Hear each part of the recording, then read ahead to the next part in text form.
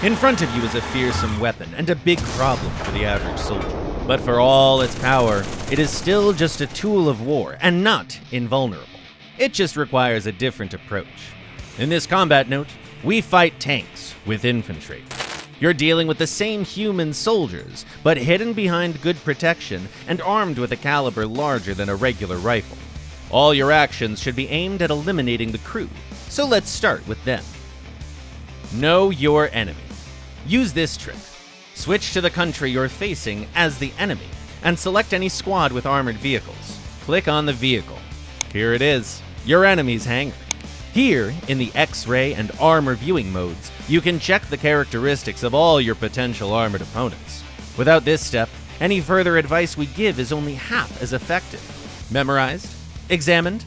And now briefly and clearly about all types of armor-piercing weapons with tips for effective use. Anti-tank rifles. One of your very first tools against armored vehicles. Available to the AT gunner class, they're simply very powerful rifles. Powerful, but not all powerful. They can only deal with the thin armor of light vehicles and armored cars. They punch a hole, so shoot at those parts of the target behind which the crew members are sitting. Shooting randomly at the silhouette is completely useless. Besides, the armor-piercing capability of these guns is not great, although you can damage the cannon or destroy the tracks of heavily armored enemy vehicles. Projectile Launchers. More powerful, but also with some special features. Another signature weapon of the AT guns. In this case, the armor is not pierced. Rather, a jet of red-hot gas burns through it. But after penetration, this disperses rather quickly and is not able to turn the vehicle's interior into mush. That's why it's better to aim here too, but not at the crew. Instead, at the ammunition rack. A rifle bullet usually just breaks the shells, while a red-hot jet is highly likely to detonate the whole rack. By the way, don't forget to use the button to change the aim range. It'll make it easier to hit targets at a distance. Take into account that shaped charges do not like tanks with spaced armor, like this. Shooting at these parts makes no sense. The charge will simply not reach the underlying armor. Also, some infantry squads have anti-tank rifle grenades, not to be confused with regular grenades. Of course, they're weaker than projectile launchers, but they're still good against thin armor. Flamethrowers.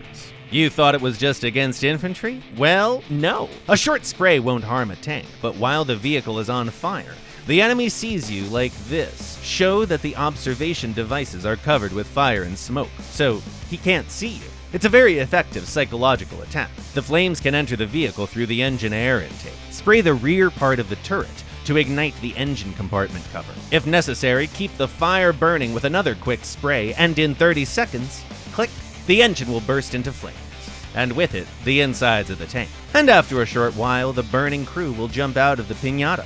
Enjoy your present. Throwables. Not the best solution. Too many variables. Get close, aim, and wait a few seconds. But there's one important advantage. Throwable anti-tank weapons are available to all classes. So here, explosive packs. We won't teach you the mechanics of grenades, but just to clarify, it has two damage factors. Blast wave and shrapnel. It's the blast wave that's dangerous for the tank. Only it can breach the armor, so aim at the following spots. Near the tracks, where the armor is often thin. Under the tank, even better. Or on top of the hull or turret, even better. Keep in mind that the enemy tanker sees the explosive marker, and if you throw it without properly cooking it, the enemy may have time to react. Molotovs have the same effect as the flamethrower, but more powerful. If you hit the front of the tank, you'll blind the enemy for a long time. If you hit the engine cover, the duration of the fire will be enough to ignite the enemy completely. Mortars. Simply put, these are powerful explosive packs. The force of the explosion is enough to breach the top armor of tanks, the part most often hit by such a weapon. The best method, markers. Ask your allies or even mark the enemy yourself. We have guides about this mechanic on our channel, and you'll see the exact distance to the target. This number is visible only to mortarmen, a special feature of the class. What's next is a matter of technique. Align, shoot, pray that the enemy did not move away, and that the 2 to 5 meter dispersion works in your favor. It's better to fire 5 times. Anti-tank mines. Also for all classes. Mines can be used against any vehicle. There's plenty of explosives in them. We also have a detailed video about them on our channel. How to use them is tricky. On many maps, the attack paths of enemy vehicles are fairly clear. It's logical to place mines on these routes, and preferably not 1 or 2, but 5 at once, in a staggered pattern, at a distance of 10 meters from each other. So the chance of an enemy hitting it is higher, and in case one detonates, the rest will remain, waiting for new targets. Mines remain on the battlefield until the end of the battle. Even if your soldier dies, or your whole squad, the mines stay.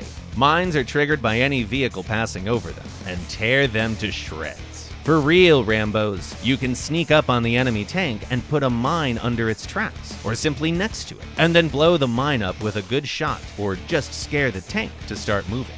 TNT charges. Another powerful weapon, strong enough to breach through armor. TNT is also good against any vehicle, with certain limitations, and is available to all soldier classes as well. The key is that the explosion happens on your command. Let's skip the trivial step of placing it on an enemy vehicle. It works. But you can also place it on the enemy's path. Important. The explosion can only penetrate up to 35 millimeters of armor, so it won't work on the Tiger's frontal armor. Place it on top of it, or under its hull. In general, everything is the same as with explosive packs. Anti-tank guns. Engineers can build these guns. Points for ingenuity. Powerful guns with armor-piercing shells have the ability to reach the farthest enemies, and the armor penetration indicator will tell you if you can penetrate the armor at that spot. It's like driving a tank.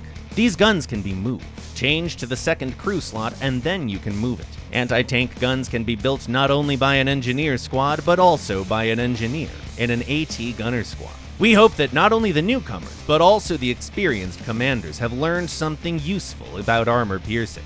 And we'll end the guide not with a nice word, but with one more important piece of advice. Although armored beasts look terrifying, in reality, your enemy is blind as a newborn kitten. Usually the commander of the enemy tank uses the gunners or the commander's observation devices, and they don't have a great angle of view. Therefore, feel free to approach enemy vehicles from the flanks and rear, and do all sorts of stuff. Good luck in your battles!